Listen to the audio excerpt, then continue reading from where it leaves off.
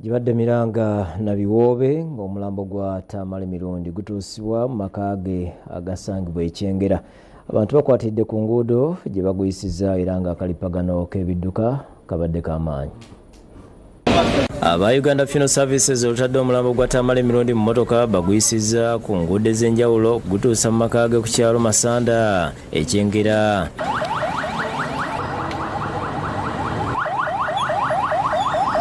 Akalipagano k'ebidduka kabadde k'amaanyi e Kibuye nate ne Busega nga abantu bavuddeyo okulaba ku ssanduuko n'abamu okukozesa amasimu okukwata ebifaananyi.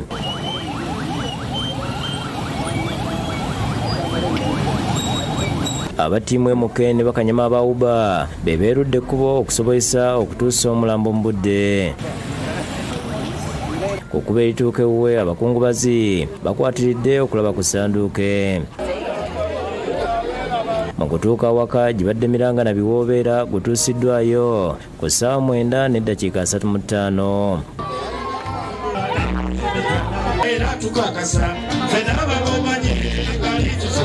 Eno kwasiddwa minisita wa Kampala Jatimisa Kabanda yaliko omumyuka wa Pulezidenti Edward Kiwanuka Sekandi, minisita Fiona Nyamutolo ne Ba Eddie Kenzo, omuyimbi Bebe Cool n'ab'Enganda. NRM tumusubiddwa nnyo kuba katujjukira 2026 tugenda mu kalulu naye abadde mu ntuuze bwe nali nkola kampeyini zange mu 2021 eza Pulezidenti nalinga buli weesooka okugenda yasooka okukubawo abadde anzikusanya nga buli tubeera off camera abeera fane nnyo ate ng'alina ebigambo ebizimba bitabo bwe yali awandiika obwa politics obw'enjawulo ng'omu ku abo baali badduka okufuna kopi. Nga mukkakkamu muntu muwulize Tamale omuntu gwali owa ssente n'atava ku kituufu ng'omuntu ayinza n'okwebuuza nti yeno Tamale gwe agagamba nze saakusabye ssente naye ng'owabeera ng'agenze ku TV oba ku radio ng'oli mukyamu asigala akukonkona nti ki oli mukyamu. Tamale abadde musajja w'amaanyi ate nga mukozi ate nga ayagala gavumenti. Tamale Mirundi abamutegeera basobola okumanya ebigendererwa bye n'ebigambo. Ate ye Namwandu Florence Namayanja ayogedde ku bbanga abadde mukwano gwe era ayagala ennyo abaana bw'atyo n'asiima Pulezidenti olw'obuyambi bwonna bw'awadde famire. Yenna alina omukisa okusobola okwogerako ne tata waffe oyo mugambe tusiime nnyo nga famire. Abaana basiimu ffe bannamwandu tusiimye, batata baffe abaami balamu bange bonna basanyufu.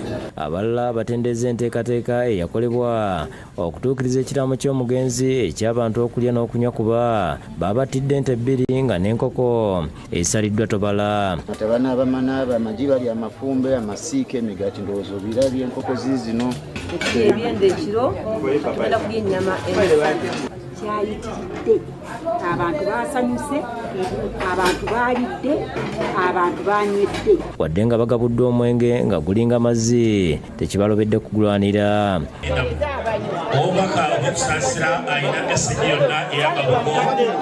Abanywi b'omwenge batendeza olumbe lwa Mirundi ng'olw'ebyafaayo.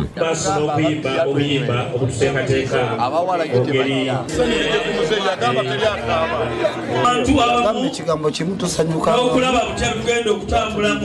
Kojja Kimbo agambye nti yabaddewo okussa ekiraamo kya Mirundi mu nkola. Bwe mbanga nvudde mu nsi munyolwanga ne temwekubagizanga temukaabanga.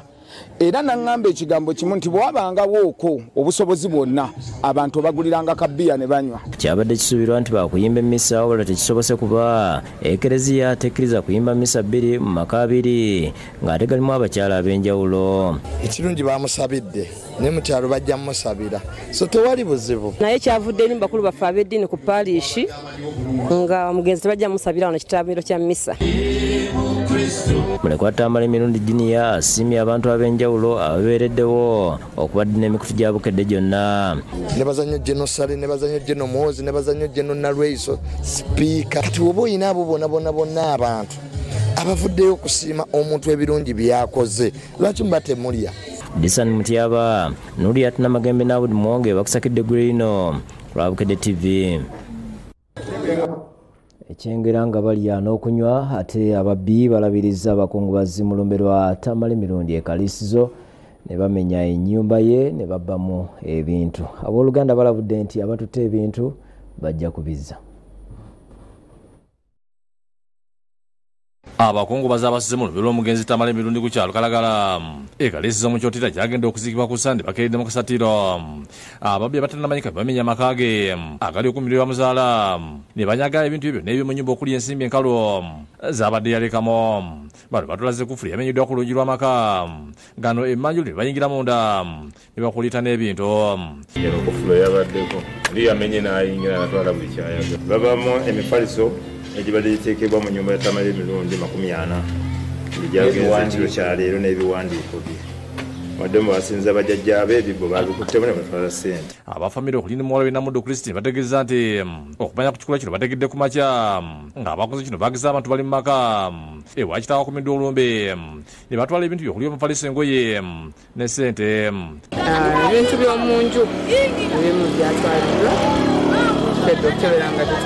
ategeeza nti bo tebabbika era omuntu yababbye ebintu bya kitale mu nnaku ntono ajja kubizza yeka kubanga bwabbifu tebafuna ebintu bya bifuna era ebintu bya muzeeyi batutte ebintu byaffe bijja kudda. Mu kiseera kino entanda omunaazikibwa Tamale Mirundi etandise okusimbibwa ku kijiwa azikibwa kitaawe omugenzi Yohana Mirundi betusanzeewo nga bali kumuli bategeeza nti egenda kubeera 15 obwamu nga bakyalemere ku ky'omugenzi kiyalama okuziikibwa ng'ayimiridde kwe kusima empanvu bwete.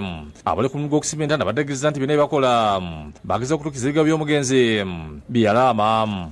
Mutuukiriza kiraamo tutuukiriza kiraamo ki kyayogera bagambye nti amukwata ku nkubi n'ebiti bamaze kunywamu ku mwenge olw'okutuukiriza ekiraamo kuba tugamba tukuonenga kaki akayita kanayero era buli muntu tunywedde ebika by'omwenge naye tuli ku kanayirero kekeyayogera. Abakungubazi buli lukya beeyongera kweyiwa mu lumbe ng'ebyokulya n'ebyokunywa babitenda olw'okuba omugenzi yalama nti abakungubaze balina okujja ku bbiya amuntu basanze bakyebase olw'okugwe banywedde ekiro. Amu ku lugalo lwa Mirundi bategeeza nti si mwangu wakwerabirwa mu famire ebikuba kijja kuba kizibu okufuna nadda mbigire bye. webuuzaako naagakola botebuuti ekirwekiribiki kalenzere okumira tabalina tabule nakukyalo era abataka bamulumiddwa nnyo. wabula beerayikidde olwola bwa nnyina mulina Matovu Mirundi gwe boogeddeko nti Tamale Mirundi yabadde amujenja bingi kyokka ne bategeeza tebakoze ekisoboka okumugumya. mujjanjaba ate bebatandise okugenda tolaba ekintu ekyo taata nga kizibu nnyo bulijjo omuntu okwayanira baana kukola ki kuziika. Ala boogedde ku Mirundi ng'abadde omuntu w'abantu badde tumwagala nnyo muntu wa ku kyalo weewaffe azaalibwa Kalagala mwagala nnyo. Tamale Mirundi abadde mukwano gwange kyosi kimenyamu ampa n'obutabo obuwerako era nayogedde n'akatabo ako keyampanga agenze ne Pulezidenti Museveni. Muli wa John Bosco yakusakidde Guleno ku Lwabukedde TV.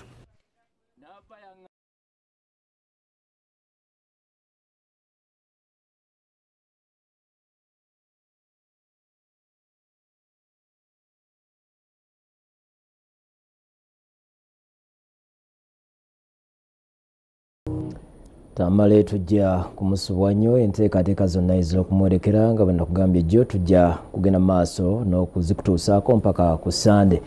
Mu kataliko nfuufu amala Pulezidenti Yoweri Museveni afulumiza abajaasi abalwanyisa obutujju 298 wakati mu kwolesa obukodyo obubatendekeddwa. Pulezidenti yeebaza aba UPDF olw'okozesa ensimbi entono okuzimba eggye ery'amaanyi. President Yoweri Museveni era nga muduumizi w'eggye ku Ntiga afulumiza abajaasi abalwanyisa obutujju 298 bayite ba counter terrorism warriors omuteeko gwa 324 n'abalala 58 batendekeddwa mu ngeri enjawulo nga kumaze emyezi mwera mu kubangula okubadde ku ttendeko ly'obukesi mu magye Emijere n'Akasongola. Bano basokolese bayize maaso nga pulezidenti.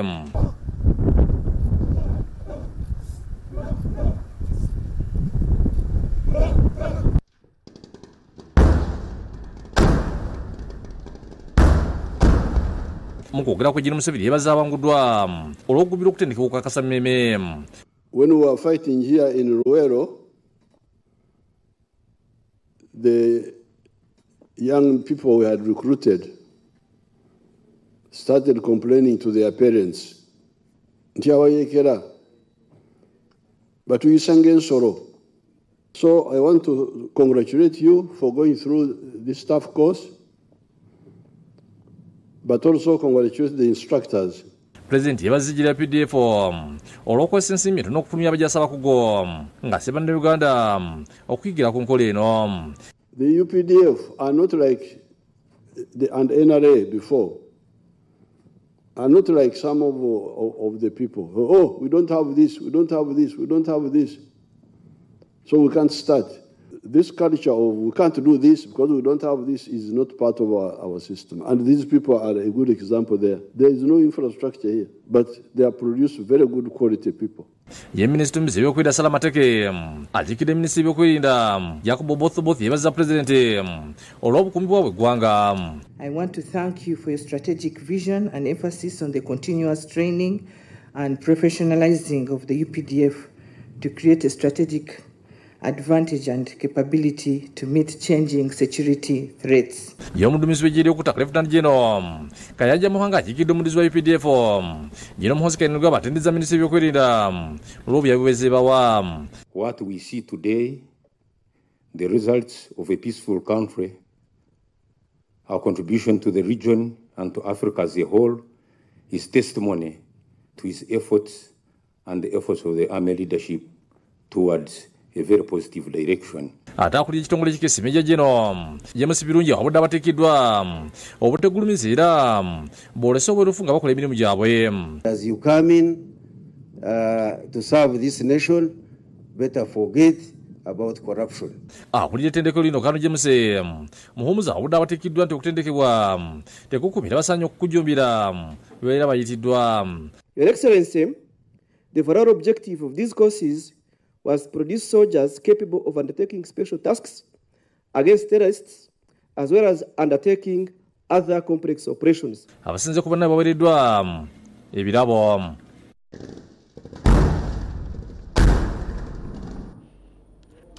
Ate omukyala yasimatuka okufiira mu Kasiro ekiteezi akubyewo ezzadde lya mwana mulenzi n'amutuuma Kyamagero. Abalala abali embuto nabo baddusiddwa amalwaliro ag'enjawulo okuzaala.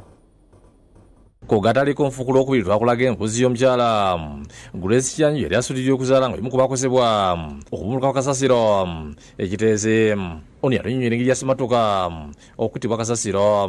Twali tuli mu kukola wenti ne tuwulira enduulu ne bagamba nti no mudduke kati nga nze mmanyi nti oba motoka yeyagala okuggwa. Okutunula waggulu wenti nga ndaba ng'esikaveta ng'eri kugenda ng'eyingira wansi nga ettaka lijja nga litambula ng'ekintu kye basindika wenti. Naye abantu betwali nabo awo bo nabalabidde ddala nga baggwa ebigwo wansi. Kale tugoberedde emmotoka za ambyulensi okutuuka mu ddwaliro ku Mambuka gyazaaliddwa omwana ow'obulenzi. Ono erinnya amutuumye lya Miracle. Grace yeebaza Katonda olw'okumuwonya okufaanamu omwana ono. Ozadde bulungi. Amyuka omugezi kino kya Red Cross John Cliff Wamala ategeezezza nti abakyala baali bannya abali embuto naye nga bamukisa nti omukyala y'omu ku bazadde yakubyewo eddenzi. Kale twebaza Mukama ate ne twongera okubeera nga tumusabira abeere nga akuza bulungi omwana we. Mu ngeri mu ab'ekitongole ky'omusala omumyufu aba Red Cross nga buli wamunekesi baddusizza abakyala bana mu malwaliro nga bano bali embuto basobole okusumuluka obulungi. Baddemu abakyala 7 ab'embuto ababiri nno kuba n'olw'embeera oba oliawo olw'embeera naye n'ekiseera kyali kinaatera okutuuka. Omwogezi wa poliisi mu Kampala William Patrick Onyanga ategeezezza nti abakufa kweza 65 kyokka ategeezza nti omwana alabikidde mu mawulire nga lajja n'eyasa minisita n'amutwala abazadde be abatuufu bazuuse. Muggyeyo tugenda kumukwasa maama we azze. Maama we yavaayo ngamba nti oyo omwana wange sinaba kufa, ffe tulinda Kasongola, tetuliwa tetuli Kampala.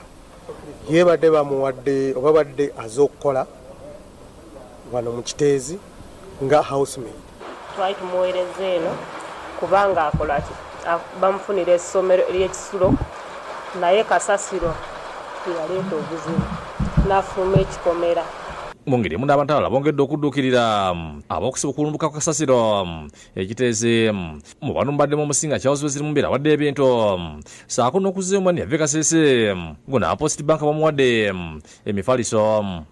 yali alina amaka gakolamu we yakoma yali agenze mu dduuka lyabwe yakomawo yasanga nga abantu bazikiddwa. Tugenda okulaba nti tunoonya family background ye tulabe nti tumuconnectinga ne family. Abala badukidde Gerald Museta owamu ne Solution Gayaza ngona abadde emifaliso bunga n'omukyere nawo Post Bank nabalese ebintu okubadde emifaliso okulanga abana bafuna webaka.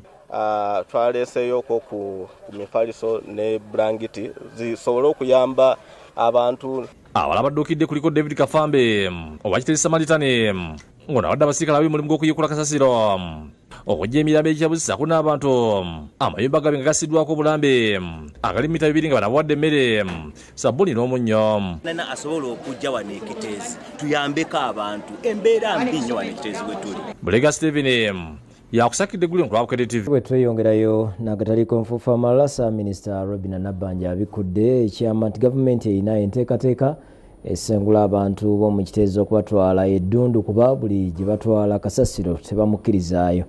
Abyogedde akwasibwa obuyambi okuva mu Starbex International. Mu ngeri y'okuyamba abantu abakoseddwa okuwumbuluka kasasiro Kiteezi Starbex International ngiyita mu ofisi ya Ssaabaminisita ewaddeyo obukadde 10 omulimu ogw'okuyamba ku bantu. Gilbert Otimu amanyiza Starbex akatali yakwasizza Ssaabaminisita essente zino. Thank you so much, Office of the Prime Minister. Twagala okubasiimira ddala nga tulina kukugira kwonna ate tusabe n'abalala bakole bwe bati kubanga ekyekiteezi gavumenti yali tekyetegeka. Omukolo gubadde ku ofisi ya Ssaabaminisita era nga Nabbanja azzeemu okusasira abafiddwako abo benawo obeeyamo nga gavumenti bwegenda okunogera ekizibu kino eddagala ekyenkomeredde. But I want to condole with the people who lost their dear ones. Bazza President Lubya Zawaayo n'abantu sekidumu abazze badduukirira abakoseddwa.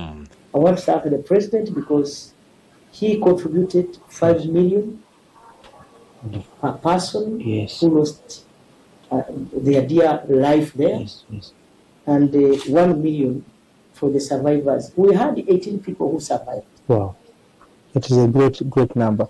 And I want to thank police. Yes. I want to thank all the security agencies. Yeah. I want to thank all those who contributed, the graders, the Minister of Works. Nabbanja gavumenti n'enteekateeka esimbula abantu bano abakoseddwa mu Kiteezi okubaza eddundo emukono. Everywhere we want to take Kasasiro, where we want to rubbish everybody. They are fearing the disaster. But that place is big enough. Yes. Fortunately, Kampala Capital City Authority has land in Dudu. Yeah. Now that land is big enough. We wanted to relocate that place. Yes. Because taking rubbish to Dudu 42 kilometers could be very costly. Agambye kabineti yakutula ku bbalaza essalawo ekyenkomeredde. Kabineti ejja kutuula ku Mande okutema empenda butya bwe tuyinza okuyamba abantu abo kati abali Ekiteezi abakampinzi. And we want to say sorry and we are with you. This is just the beginning of the help that we are giving to you. So thank you so much. I know you're a busy person. You have squeezed some time to physically come and receive this. Mu abantu sekinumba bongedde okuduukirira abantu abakoseddwa okulumbuka ku kasasiro Ekiteezi. Ne tubaleetera ku byokulya ne tubaleetera ebyokukolesa mu maka. Bano mulimu Omugagga Jason Mulwadda abalambulira n'abagulira ebyokulya ebali obukadde bw'ensimbi 10 okulya omuceere emigaati engano sabbooni n'ebirala. Asinga ne Juliet Nakyanze ne Maguya kuba mu Lubigi n'addukira mu Kiteezi ne Kasasiro n'amulumbayo amukakasizza ku bweyamo okumuwa poloti ate n'okukikomya Busunjo ye yasinza abantu abalala bagobwa mu Lubigi. Tugenda kubayambako tulabe nga batandika n'okuzimba ennyumba yaabwe wasobola okukuliza abaana abo. Nakyanzire nnyini esanyiribuza okubatta n'akabanga yebaza Haji Buladde olw'okubasuula omukono. Kakati ono muwala wange bamumenya mu Lubigi. Abaana ennyumba yonna neggwawo nga bwe mwalaba. Ne mugamba maama deeta jangu tubeere wano. Naye ate kakati bwe ndaba nga tetuzzeeyo ku zero. Naye ate kati okulaba ng'ekkuŋŋaaniro lyaffe ate nze nfunyeemu ewange kiba ate nakyo kirala. Naye neeyanziza nnyo neeyanzeege. Mulwadde ategeeza nti olw'emikwano gye gyamuwadde ensawo za simenti 16 okuzimbira omukyalo n'ennyumba atubidde n'abaana 7 nenfunawo ne bannange nga Hamza Mulema yabawadde ensawo za simenti 5 ne Mariamu Bulwadde yabawadde ensawo 5 ne Sofia yabawadde ensawo 5 nayo n'omulala yabawadde ensawo 10 amuyita Sauda ali Netherlands. Tukwebaza ne famire yonna okudduukirira abantu nga gwe Kinoomu naye era ne twebaza ne kampani yo. Azibini ya RDC Wise Justin Babaza akolagana n'abakulembeze balondemu abatala 200 abasinga okubeera obubi abagabire poloti Busonjo. Ngenda kuyamba mpeeko ku ttaka tusobole okufuna we tubateeka we babeera kuba bangi tebalina ssuubi. Twebaza Haji ate ntungana n'okkuba omulanga eri abalala bonna buli alina kyalina okwongera okubeera nga avaayo okuyimirira n'abantu bano. N'abakampuni ya Roseform nabo waddeyo buyambi bwa mifalisa 200 eri abantu bano bafune ebyebaka. David Tamale yakusakidde Gullen ku Lwabukede TV. Tukwebaza okubeera naffe era nga tweyongerayo n'agataliko nfunfu amalala ekitongole kya Crime Intelligence Katwe n'aba Flying Squad bakoze ekikwekweto Katwe ku kizimbe awamanyiddwa okutunda TV empya n'enkadde eziteeberezebwa okuba enzibe. Bannannyini maduuka oluwulidde nti poliisi ejja ne bagaddukamu ekiwaliza poliisi okukwata ebijiba n'okutwala ebijibaddemu. Aba Crime Intelligence bakola ebikwekoto ku bavubuka basalako ekyalo ky'e Bunnamwaya ne banyagulula abantu bano batwaliwo obulinga obutandagataleko omufuku lwokubiri gye batereka amajambiya. Kati omuvubuka omu abadde kavulu mu kubba atuta aba Crime Intelligence n'aba Flying Squad abakulembeddwa mu DPC Kateka Mugira David n'akulira Crime Intelligence Katwe Ismail Senono ku kizimbe kya Cornerstone abamutaddeko akakookolo n'abalaga amaduuka 6 mwabadde atunda TV zabba.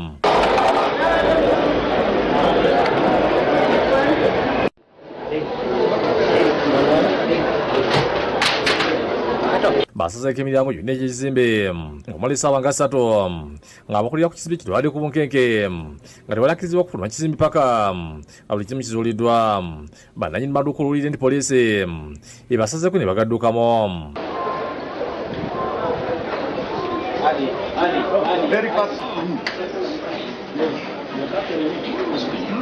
Poliisi eyodde ebintu maduuka 6 ne bagalika ng'amakalu ne bitwalibwa ku poliisi yeekatu gye bikuumibwa mu kunoonyereza bwe bugenda mu maaso.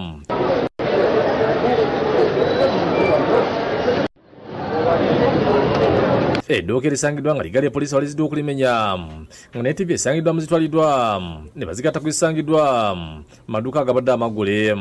Yebiggwedde nga TV ne wuufa ebisomi 25 biyoliddwa mu kifo kino. Basonze mu maduuka agawera 6 n'omuntu abadde akola ki abadde abaguza yaffe n'asobola ku maduuka naye nga ffe nga ffe abakulembeze tukivumirira batutukkaanya na kintu ekyo ky'okugira ebintu ebidde. Kiza Martin yakusakidde Gullen ku Lwabukede TV. Kwebaza munaffe bwe gatyo bwe gagenze nkyaleero tukwagaliza olunaku olulungi nze kuteesa Jojo Williams ne Mebo mulungi tosubwa empeereza zaffe zonna weeraba.